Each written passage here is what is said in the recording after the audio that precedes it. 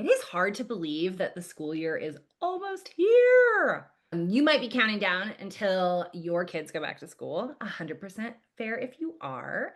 Or you might be excited to have the last few weeks with your kids and do some fun stuff that you have planned or just relax. Whatever you and your kids are excited or stressed or nervous about going back to school, like with any big transition, getting back into school can be exciting and it can be a lot, particularly for neurodivergent kids who struggle more with change, new social situations, the big executive functioning the demand that can come from new classrooms, new schedules, new routines, or even just getting back into an old one because an old one can still feel new when it hasn't been executed in a while.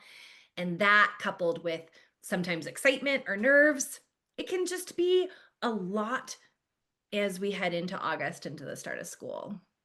Yeah, so most of us still have a little bit of time before the school year starts. Not at our household, actually. My kids started yesterday. So, we're going to talk about three things you can think through or do now to help set yourself and your family up for a successful school year. Welcome to Parenting Neurodivergent Humans. I'm Dr. Morgan Beidelman. I'm a psychologist, former teacher, parent to two kids, one of whom is neurodivergent, and I am neurodivergent myself. And I'm Brianne Kolpitz. I'm a school psychologist, parent to two neurodivergent kids, and I'm ADHD, which means I'm autistic and have ADHD. So first I want to say enjoy the rest of your summer if you got some left. You can prep and then try to enjoy the rest of the summer. All right? So, let's get into this. We're going to give you three ideas, three deliberate and thoughtful, not super time consuming things you can do now to make things a little easier this school year. Yes. Okay. I'm going to start us off. Choose one thing to rework. And I'm just going to call myself out here and say that it's ironic that this is given to me because I am absolutely one of the people who's like, okay, let's redo everything. New routines. Like that is my natural instinct. And then it's harder than I think because all of the dopamine is in the planning, right? Right. Yeah. Yeah. And it gets just really juicy and fun to think about how perfect and different it's going to be this year. And then you can think about the new things that you're going to buy and the new routines that you're going to have and the new feelings that everybody in your household is suddenly going to have. And then the reality sets in and it's not that way. So the real work here is to choose one thing to redo. Think of like one thing to make our daily routine easier or make us feel better. And the way that I would probably think about this is like one nagging thing. Like if you have to think too hard about it, it's not the thing. Yeah, right. Right? So take something that has kind of been nagging on you. Erica, our editor, is a shout out to her. This is a credit to her and something that she heard. But think about something that was just like such a, is it a ping point or ping with it? Ping point. And if it's kind of like a ugh, it's getting you, work on that thing until it's no longer the most terrible thing. Right? And you have a new Yep. thing that feels terrible, have that be it. So, maybe, gosh, this is one I hear quite often is like the entryway is really stressful because it's messy and backpacks fly off and shoes come off. And once it's cold enough, coats are there. And it is somehow just this like toil of trouble in the entryway. Uh-huh. Maybe that's it, right? Maybe it's the car ride home after school being reworked a little bit. Maybe it's feeling like every week you're like, I didn't know that was on the calendar, or where did that come from? And so you decide to kind of revamp your calendar system. Whatever you pick, zoom in on that one thing, forget the other stuff, or deprioritize your focus on it, right? And focus on making that one thing better. This is where you can use the dopamine to your advantage. What can you thrift or what can you repurpose in your home to make that space, that one space, the way you want it? Or is there something that you need to buy? Or how is it going to feel? Take all of that energy that you typically use to blow everything up and replan everything and refocus it in on the one thing. reflect on what the real issue might have been, what made it such a difficult point, then use these tools. Ask yourself if the system was good or if there's other tools that would need to be there or in place to help it work better. Maybe the environment needs to kind of be reworked. If it's something to do with emotions and things like that, thinking about if we're tired or hungry or dysregulated or just overstimulated. And if there's things like that that might need to be kind of worked on. So, those would kind of be some examples that I think would be a way to go from this idea, this natural instinct that a lot of us have of blowing up our whole routine and really focusing in on one. And try it out for the first few weeks and then tweak as necessary. But again, think about all the things that you typically would do to blow up and redo all the routines and refocus that into one. And then once that no longer feels terrible and there's something else that feels terrible, then you can add that next thing in. Yeah, and Morgan, I'm gonna do a shout out here, actually has a whole webinar on habit building for neurodivergent people that I found super helpful. We can put that in the show notes if you want to check it out. Habit Okay, my building is, ADHD is ADHDing. I totally forgot. I forgot yeah, we did that. But yes, and it's free, right? I think it's free. yeah, you're a queen on habit stuff. So I Thank want to make you. sure our people know about that. I'm already over here thinking like we've been talking about in the morning, we need to get out of the house faster, but then that also like dominoes into like the nighttime routine because those things are connected. And I'm just thinking like, maybe we just need more hooks in the mudroom. Maybe we start there so we can find all of our things and get rid of our piles. I was reorganizing a closet the other day and I was like, I need a new lunchbox for it's usually my dinner box because I drive around. I realized I have three of them. I probably don't need a new one. Mm. And then I was like, do I just need new snacks? Maybe I need new dinner snacks. Yeah, chasing that dopamine. So yeah, I think just we've mentioned that as a couple times, but as Morgan has said, go small, go slow, and just realize that the dopamine is in the planning. And so, Mhm. just don't over plan because you're gonna hate past you when you're like trying to do all the things that you just blew up and created anew. So caution. Caution for the dopamine seekers. Okay, so second tip is just to buy deliberately, how you were just saying, oh, I have three lunch boxes. Maybe it's not that I need a new lunchbox. More stuff is not usually the answer. In fact, having tons of stuff can be overwhelming and add to the problem. I feel like I'm calling myself out here too, because we're kind of like a maximalist household over here.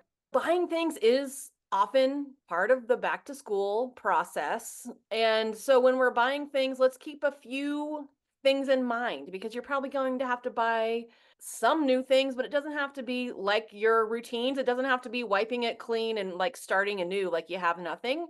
So think about prioritizing functionality. If your kid struggles to keep their backpack clean, a 5 pocket backpack is just going to give them more places to lose things. So a simple backpack with one big pocket, maybe with a second smaller pocket. Maybe that's more the right fit for the type of kid you have.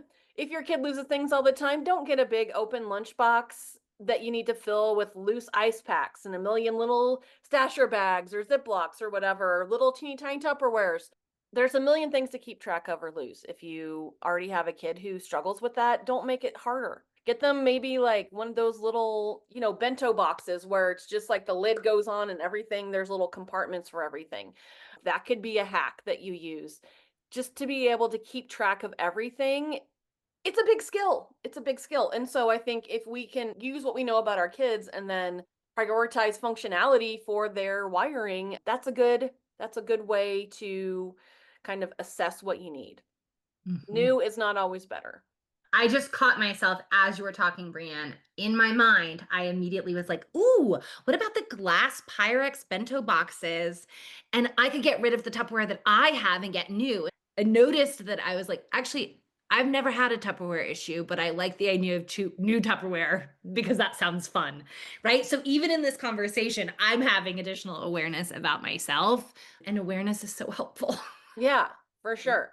And to dig into what the real issue is. Maybe it's not, that you need a new thing. It's just that you need to take a system for the thing you already have or whatever, developing that. And I think, ads push this idea that a new school means new everything, not only is that can be wasteful, but especially for neurodivergent kids, it can actually be making things harder. The executive functioning and sensory demands of getting used to all new stuff is a lot. At the time of year that sensory and executive functioning demands are already really high with like new teacher, new classroom setup, new routines. If your kid has a bag or lunchbox or shoes that work for them, great. You don't have to get something new. Like use those, focus on getting things that they don't have or things that they've outgrown. You don't have to throw out the things that work for their needs. I think that's the big take home point here. If you're not sure if something will work or exactly what they need, you can always put off the choice a little bit, have them use what they have for now. And then, much like the systems we were talking about before, see how it works to get started with the thing you already have. And then if you need something new, then you'll know because you tried it out. Also, plug in thrift stores. A big fan of the thrift stores over here. Not only is it a great way to support the environment by buying things that otherwise would be going into the landfill, but it's particularly great for neurodivergent kids. If you get something that doesn't work for their sensory needs, it's not a huge loss or it's a huge deal. My kids are like classically like, oh, yes, I will wear these pants, that cost X amount of dollars. And so I buy like 5 pairs of them and then I wash them, take the tags off to the point where I can't return them. And then they decide, actually, this tag really bothers me, or I hate the elastic at the ankles or whatever it is. And I'm just like, wish I would have thrifted these. Wouldn't have been such a big loss. The same goes for just the textures of things. I feel like sometimes worn in clothes feel better for our sensory systems if we have neurodivergent wiring that's like really sensitive to how things feel in our body. Sometimes a thrift store is going to get you what you need because it's already broken in. Mhm. Yeah, just a quick note here too. For people who are dopamine seeking, this time of year can kind of be a little bit of Disneyland because Uh-huh. yeah, because the planning is actually where a lot of the dopamine comes in, and then it's sucked out in the executive functioning aspect of actually doing the thing. So Yep. then you get pushed back into planning mode, which feels really good, and it can sometimes be a little bit of a cycle. So one of the things that I think can be really helpful is like I give myself a list of 3 or a list of 5, and I'm only allowed to buy 3 or 5 things to solve for a specific issue that's coming up. Get all your fun pens to do it on cute paper, whatever works for you to get the dopamine in another way, but that can be something that can be really helpful. I'll also do a 24-hour wait rule to help with that as well. And the other thing, this for some people, it can go one way or the other, but for some people, physically going to the store reduces that because you don't have as much of other things popping up, being like, you might also like this, you might also like this. For some people, that can be sensory overwhelming. So, thinking about that can also be helpful. Or my last one would be if you are choosing to buy online for whatever reason, convenient, sensory overload, et cetera, consider going to the manufacturer website to order because then you're only seeing the products that that company has and you have the ones that are on your list versus going to a site that is kind of like, mining products from all over the place where you're then going to get a pop-up that might be very exciting and shiny and grabs your attention. So those would be some tips and tricks that might help that dopamine seeking reinforcement cycle. Yeah, I love that. I know we've talked about prioritizing functionality, but also I just want to reiterate prioritizing sensory needs too. I just think that neurodivergent folks, we have a lot of sensory needs, and this can be especially hard if you were raised by parents who didn't have awareness of this, or you didn't know you were neurodivergent or whatever. You're trying to break cycles.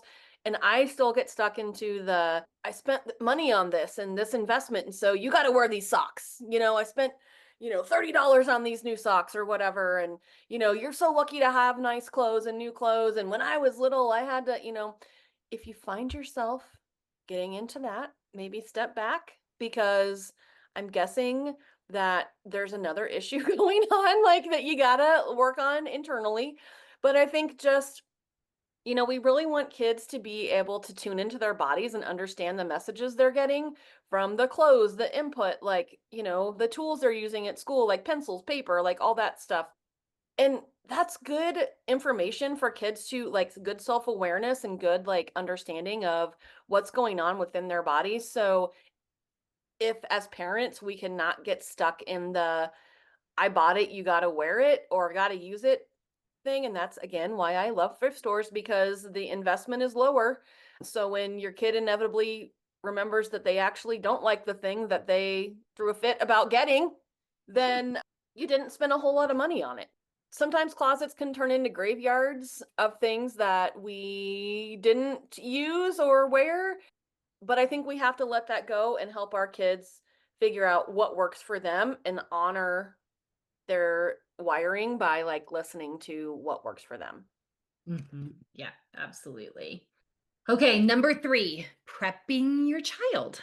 For most kids, helping them prepare for something is a great strategy. And I would just actually, as I'm even saying this, go a step further and saying that prepping is a great strategy for all humans in general.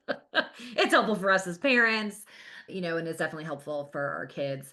So, getting ready for the school year and prepping your child can look a couple of different ways. It could be doing a special school kickoff family meeting where you kind of go through the sample schedule for the school year as a family so that you kind of know the basics, like what it's going to look like, what time are we going to wake up, when are we going to school, if you're riding a school bus, if somebody's taking you, if somebody's taking you certain days, all of that kind of stuff. If your child's older, what days are they driving?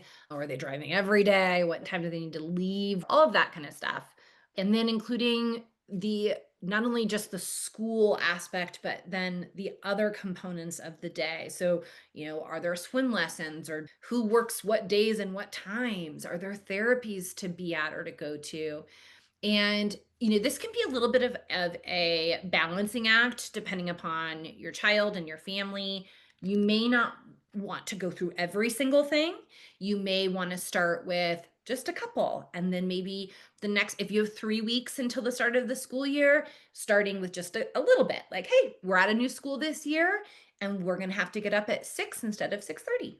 And then the next week it's like, and we're gonna get up at 6 instead of 6:30. And on Mondays we have swim lessons, and just kind of build it in over the next couple of weeks so that for people whose systems get easily overwhelmed, they're not getting all of that information in one fell swoop. Sprinkle it in. Don't fire hose people. Yeah, exactly. I also like to do kind of sometimes, not only talking about it, but depending upon the way that your family is organized, doing it visually or putting it into a calendar. A major fan of a shared calendar where each person has their own color coding. And then on their device, they can see theirs, but they can also click to see the whole family's. And you can click and unclick depending upon how overwhelming it is to see. But if you're like, yeah, I don't know, is mom going to be able to take me? And so then you click on mom's calendar and it pops up on yours. It's like, oh, shoot, mom's not even here that week. So I need to figure out how I'm getting there, right? That's a little bit for older kids, but same idea and can be really helpful. And then I think if there's things that are new about the routine, so it's a new school or, it's a new therapy office, or if your kid is going to be driving and before they used to be driven, that's actually still new. Like, have you Right. ever been a passenger and somebody is like, yeah, how do you get there? And you're like, how do I get there? My partner always drives. I can tell you that there's a coffee shop on this corner and there's a funky road sign here, but like I can't actually get you there because I have not driven. So if your child is now in a new role in a routine that is theoretically pre-existing in a lot of ways, think of that still as new and still needing practice. And so go through that process. Let them practice that drive or go and walk the new school or see the new therapy office so that the first time that they're going is not when they need it. Yeah, yeah. Reduce that anxiety of like the first newness situation. Yeah. Hmm. Depending upon their age, we have a template for this that we can make available. But basically, you can just snap pictures, you can drop the pictures into the template so that the kiddo can reread it and revisit it. Like, this is my new school, this is my new teacher, without having to drive it every single day, but they're still having the Like a opportunity. mental rehearsal kind of. Yep, Yeah. exactly. And you can do the same thing with older kids, either with or without a template. It can even be something that, you just write down and post somewhere. Or like I've done it with older kids where we just do it as like a Google Doc if they're teenagers. That mental rehearsal can be really, really helpful. And if you would like that template, we will put it in the show notes. Any thoughts about kids who get anxious when there's lots of prep happening? Yeah, I think looking for ways to minimize that would be kind of slowly building it out. Yeah, Also, okay. yeah, so doing that sprinkling that we've talked about.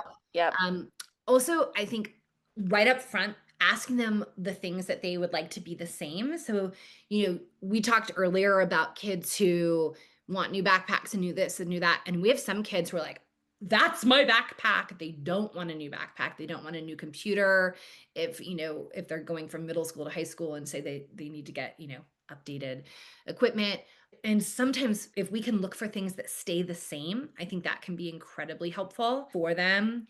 And then if we do need to make the change, because let's say that backpack is falling apart, then one thing that I really like to do with kids is kind of dissect what they love about that, Mm. because maybe they like the color, maybe they like the pockets, maybe they like the straps and how thick they are. And so then when you're looking for a replacement, you can prioritize things that have a similarity to the previous one. And then for some kids, I've encouraged to do kind of like ceremonious, like, thank you for your service. Yeah, like a send Um, off to an mhm. inanimate object. Oh yeah. Yeah, Love that. absolutely. And so we can retire it without getting rid of it right away. And sometimes that reduces anxiety as well. I love that.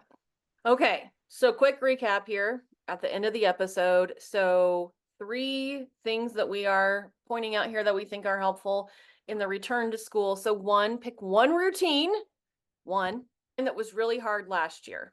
Mhm. Find little ways to make it a little better this year. So, what gave you the most pain and suffering? That's the routine you want to like tweak a little bit. Okay. Secondly, buy deliberately.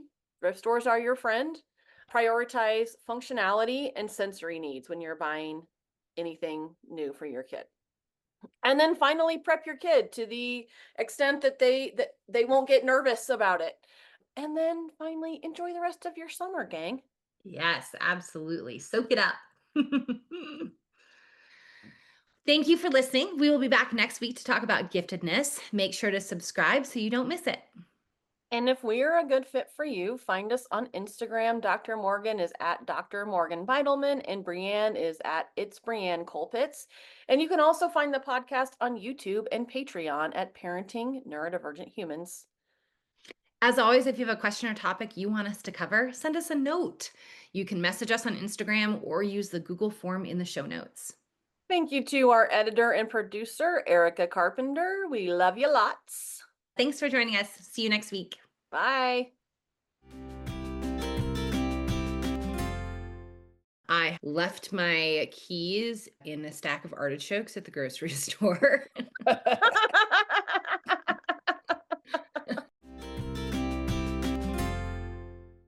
Just a quick disclosure, this podcast is for educational purposes only. It does not constitute a psychologist-client relationship and should not be used in place of an expert evaluation or therapy. Not get sucked in the new year, new me, where you've convinced yourself you're gonna be great at everything and everything will be perfect. I love that feeling. Me too. It's my favorite thing. It gets so much dopamine. Yeah.